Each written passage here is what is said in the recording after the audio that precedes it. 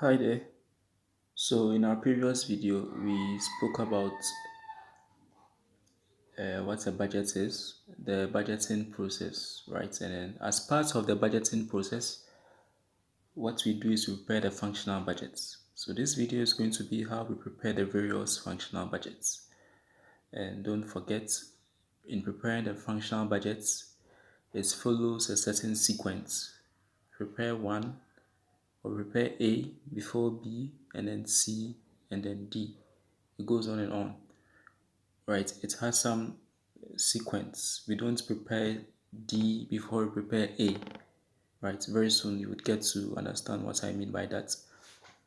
So let me start now. So we have a functional budget. Yeah, functional budgets. So in preparing our functional budgets, you can refer to the previous video to get to know what a functional budget is and all that. But without wasting much time, I would like to start with the preparation of the functional budgets, right? So in preparing our functional budgets, we start with our sales budget. Don't forget, we previously said that our sales is the limiting factor, right? Or the principal budget factor. Okay, so in preparing our functional budgets, we first of all start with our sales budget. Okay, and then we move on to prepare our production budgets.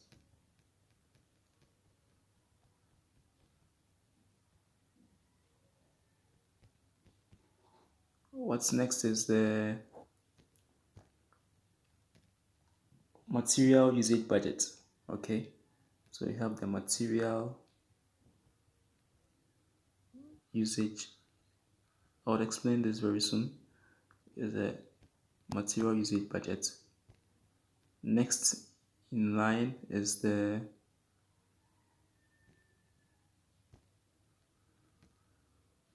material purchase budget. Okay, so material purchase budget, and then we can go on to prepare our labor budget. We also have over right with labor budget, we can have labor budgeting in terms of usage and then cost. Okay, so this can be split. This can be split into two. Okay, so let me go back and then say that we have our labor. Sorry about that. We have our labor usage budget. Sorry about that bad writing, but I know you know that's budget. Then we have labor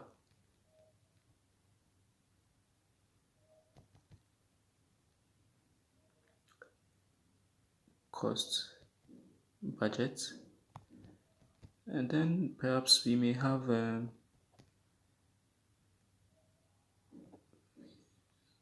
overheads budget.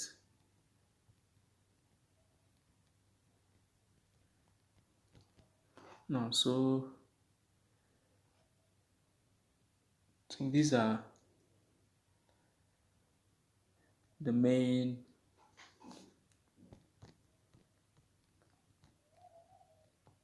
budgets, functional budgets we can prepare. Okay, now I would like to make a few notes here. So in preparing our functional budget, what we say is that we first prepare our sales budget, our production budget, sales, production, material usage, material purchase, labor usage, labor cost, overheads. Okay, now what I would like you to know here is that our material usage budget is usually in units, right? Material purchase budget is, sorry, I think that's a mistake. Yeah, so our production budget is usually what is in units. This is usually in kilograms or liters, right?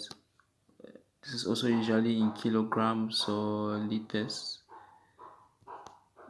but then eventually get it in terms of the currency. We are, because at the end of the day we multiply the liters or kilograms by the cost per cost, right? Times the cost of each liter or each kilogram or each unit. Okay, so then we move on to labor usage, labor cost, overheads. Okay, so I would like to start by explaining what the sales budget is. Okay, so for the sales budget, what we say is that what you can say about that is that it's normally the first budget to be prepared, right? The sales budget you see here is normally the first budget to be prepared. Without preparing your sales budget, you won't be able to prepare your production budget, your material usage budget, or even your material purchase budgets. Okay, so we need to be able to prepare our sales budget first, and then we say that our sales budget is normally the first budget to be prepared, right? Showing anticipated sales in both units and value. Okay, so within our sales budget, we would have the quantity of sales multiplied by the selling price per unit. Okay, and then that gives us our sales value. Okay, so as we already know, the quantity of sales in a period is often the limiting factor. Okay, so for that reason, it's important that we prepare the sales budget first, because our first functional budget we prepared is supposed to be on our limiting factor. And we've already said earlier on that the the limiting factor or principal budget factor is the sales, right? So we start preparing our functional budgets from our limiting factor or our principal budget factor. Okay, now having said much about the sales budget, I would move on to the production budget. So now question is, once we plan to produce a certain number of items, right? Maybe we plan to produce 20 units of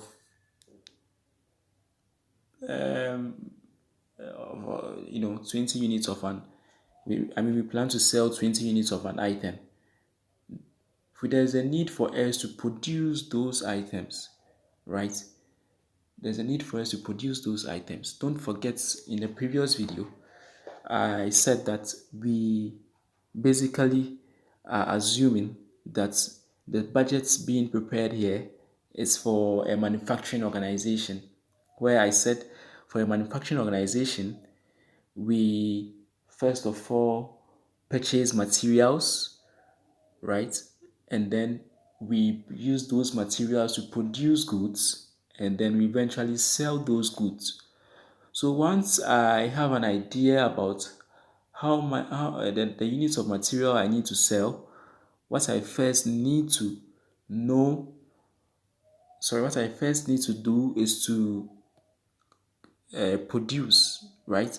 Because without knowing how the quantity we need to sell, how then do we produce? Which means we'll be producing in a very haphazard manner, without really taking into consideration our expected sales, among other factors, right?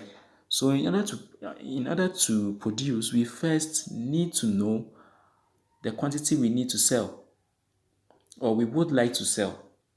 Don't forget again that a budget is prepared ahead of time. And so in the current year 2020, I cannot prepare a budget for the year 2020, as in, I mean, sorry, I just got mixed up there. But I mean, in the current year 2021, if I need to prepare a budget, right, it's going to be for the future periods. And so I can prepare a budget for tomorrow, for next month, for the next 3 months, right? So a budget is usually prepared ahead of time. That's to say that once January, February, March, April has elapsed, I cannot prepare a budget for January 2021 because it's already elapsed, right?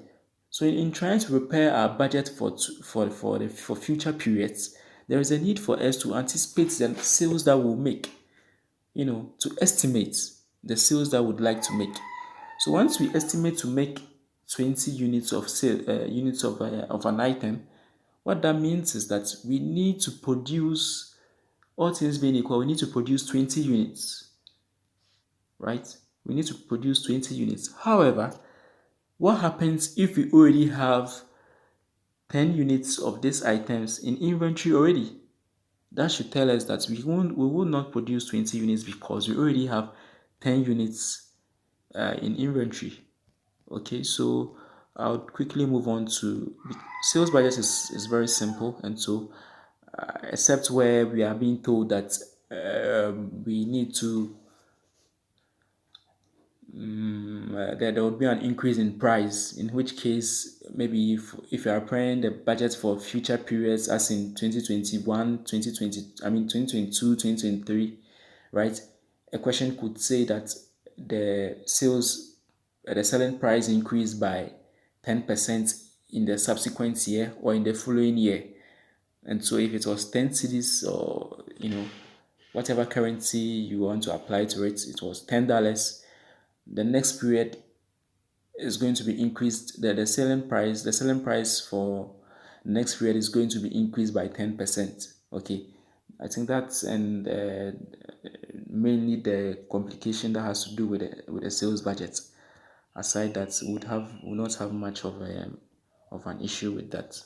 So I would like to look at the production budgets into detail. Okay, so for the production budgets, let me get a new screen here. Okay, yeah. Okay, so I can move to the production budget into detail now. So let me deal with the production budget. So don't forget, with the production budget, it's how much, or how many units of materials or inventory we need to produce.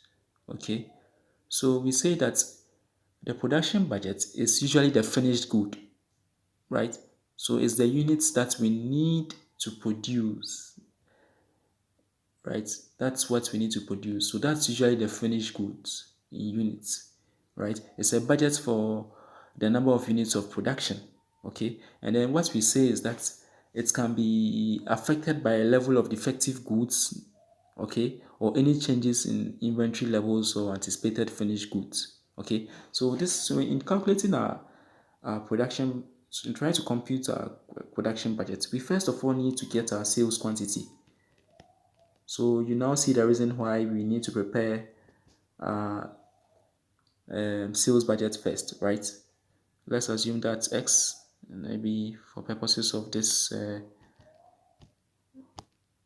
video, I would like to use the Ghana cedis as my currency. So the sales unit is X, right? Now, like I said earlier on, when we need to produce a certain number of goods, right, we need to take into consideration what is already existing in inventory. Okay, so anytime we are trying to prepare our production budget, we need to have our sales quantity. Now we are going to adjust that because we may have opening inventory, right? We may have opening inventory for the future period. Okay, and so for the current year 2021, if I'm preparing the budget for 2022, assuming that at the end of 2021, right, I'm going to have 20 units of inventory, okay, which can be carried forward to the next year. It means that at the beginning of 2022, I'm going to have 20 units of inventory as my opening inventory. For that reason, if I need to produce a certain number of goods, right, I need to assume that because I have some inventory left, I must only produce the additional I need. So a quick example here is that I realize that for the year 2022 being next year, I need to produce 20 units of an, I mean, let me use 30. I need to produce 30 units of inventory because my anticipated sale is that I may like to sell 30 units, right? Now, what happens to my opening inventory for next year being the 20 units that was brought forward or carried forward, right, from this year? Okay, it means that I already have 20 units of inventory existing. For that reason, if I need to produce, I need to produce only 10 units of inventory of goods. Okay, so what this means is that I plan to produce 30. For that reason, my sales quantity is going to be 30. However, I have opening inventory from the previous year being 20 units. I need to less that from what I intend to sell, which essentially is what I am trying to calculate, you know, by way of production, right? So I need to less the 20 units I already have to get 10, right? Now, what this means is that I need to produce 10 units, okay? But there's also another complication where I may decide that for next year, by the end of the period, right, or by the end of the budget period, I would like to have some units of inventory, right? I would like to have some units of inventory in stock. Okay, so for that reason, I would have to add that to my anticipated sales. So let me go back to the format. If you're a bit confused there, don't worry. Once I give you a format, I think it will appear much clearer to you. Right. So back to how we compute our production budget. So we basically get our sales quantity. So what I did was just to say that we less our opening inventory. We less our opening inventory. Yes, we less our opening inventory. So we less our opening inventory.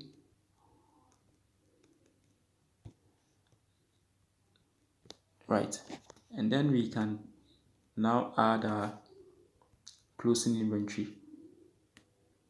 Now don't forget, this is not a cost of sales computation. So the mistake to make is to say that add opening inventory, less closing inventory. No, this is not cost of sales. This is budgeting, right? And we are trying to compute up. We are trying to get a figure for our production budget, right? So we say that we start by writing our sales quantity.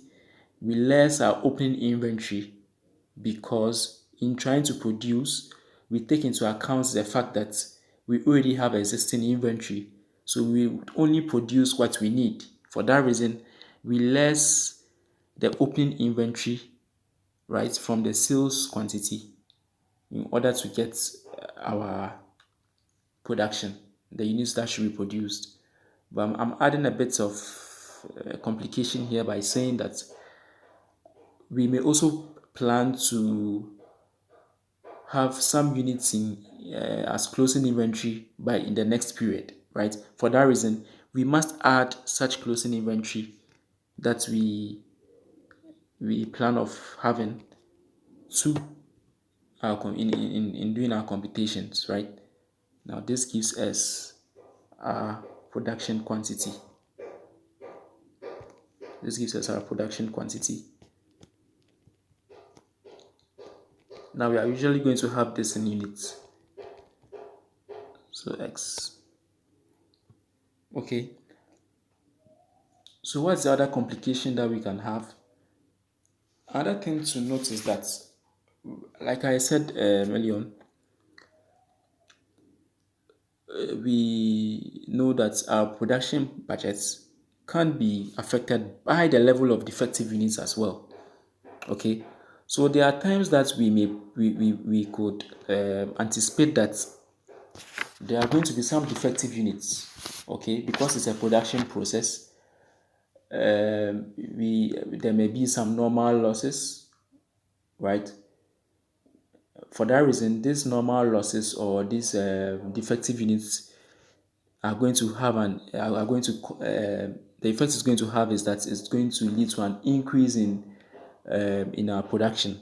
Okay, so for that reason, just in case we have any just in case we have any defective units, right, that we can anticipate, or any normal loss, what we say is that we add those, right? So in that case, this becomes this then becomes a quantity. Okay, this becomes a quantity a quantity to meet sales. It's actually supposed to be sales demand, but I don't think this is going to go here. So I don't think I can squeeze it in here. But then this is a quantity to meet sales. Okay, okay. So let me just give you an overview of this, right? So now what I've been trying to say is that we have our sales quantity, we less our opening inventory, that's in units, we add our closing inventory. That's ordinarily supposed to give us our production units, right, or quantity. Okay. However, in instances where there are defective units or there is an anticipated normal loss, it doesn't we can't simply get our production quantity, right, or units after doing these computations, right. We need to do a further calculation of anticipated defective units. Okay, so anytime we have any anticipated defective units or normal loss, what we say is that we can add that.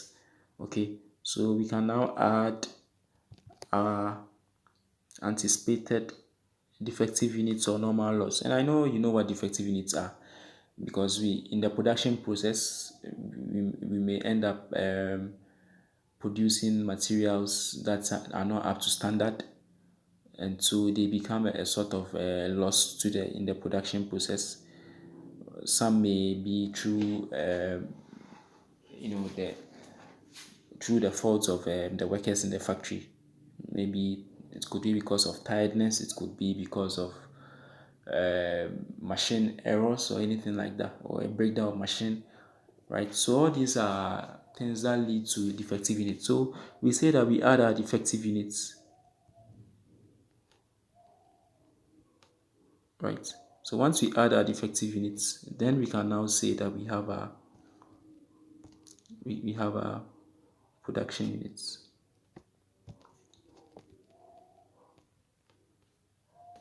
So these are production units or quantity.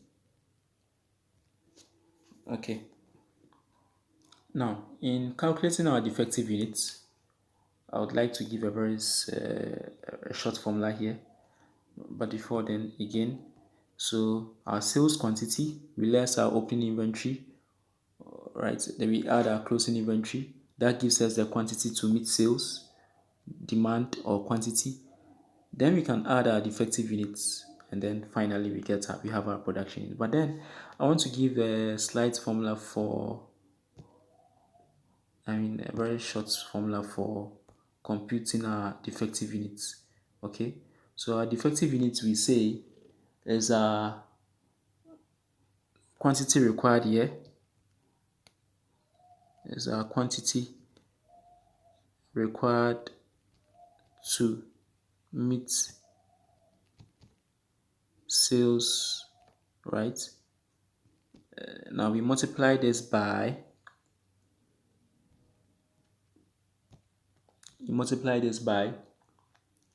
the percentage loss, or percentage of loss or defective units.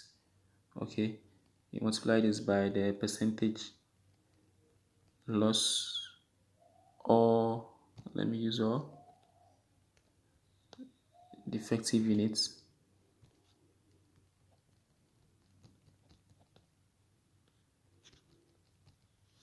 all over 100% minus this same percentage loss or defective. My writing is really bad here. So this percentage,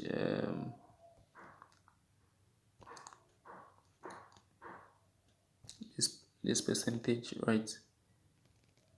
Loss or defective units.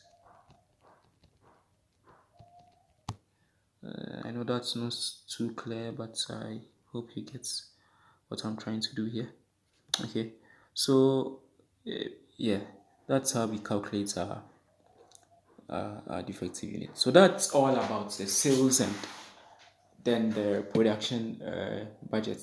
Okay, so I'll take an example in the next video, and then once I'm done with that example, I can move on to the material usage and then the material purchase and then the other ones. Okay, so quick recap.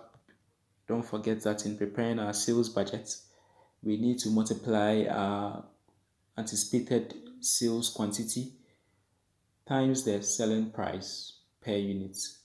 Don't forget it's usually in units, right? And that's usually the finished good. So we multiply that to get our sales in value. Okay, so I don't know if I should quickly do that again. So that's that. I'm basically saying that. So for our sales budget,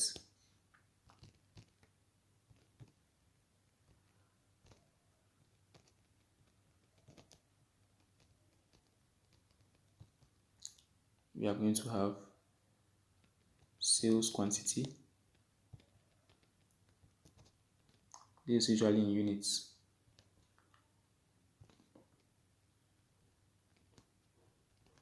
Right?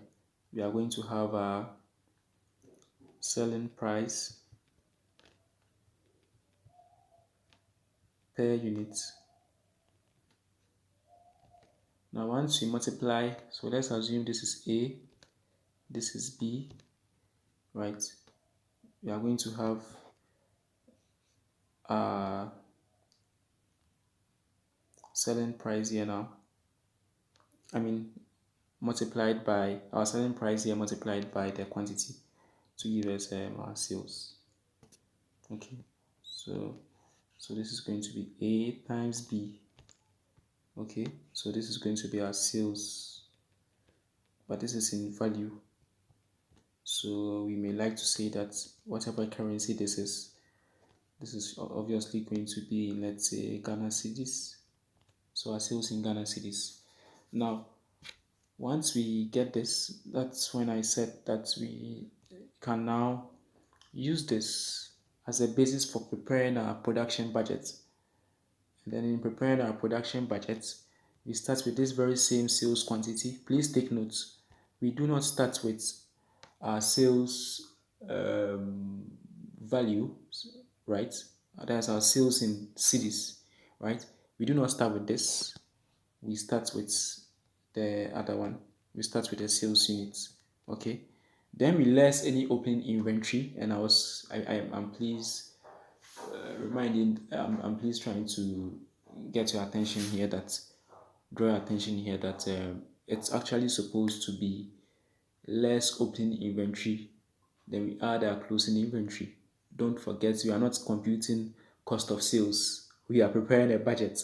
And so once we are preparing a budget, we are trying to find our production units or production quantity. We start with our sales quantity. We less any opening inventory. We add closing inventory. That gives us the quantity to meet sales. But then just in case there is no defective units, as you see here, essentially what this means is that just in case there is no defective units, what this means is that our quantity required to meet sales is essentially the same as our production. And so at this stage we can say that once there is no defective units, let's assume there is no defective units. What this essentially means is that this is going to be our production required, production units or required, or our production quantity. Okay. However, in cases where there are defective units, we don't end there. We go further to say that in calculating our, in trying to get our production quantity, we need to adjust this for the defective units by adding the defective units to the quantity required to meet sales, and that then gives us our production quantity. Again, like I said, our defective units here is supposed to be calculated as our quantity required to meet sales. That's this figure we get here, right? Multiplied by the percentage of the loss or defective units. It may be 20%, right? So it's going to be 20% over 100 minus 20. So our percentage of loss of or defective units, or over 100 minus our percentage of loss or defective units. So that's all. In the next video, I'll take an example and then we quickly go through.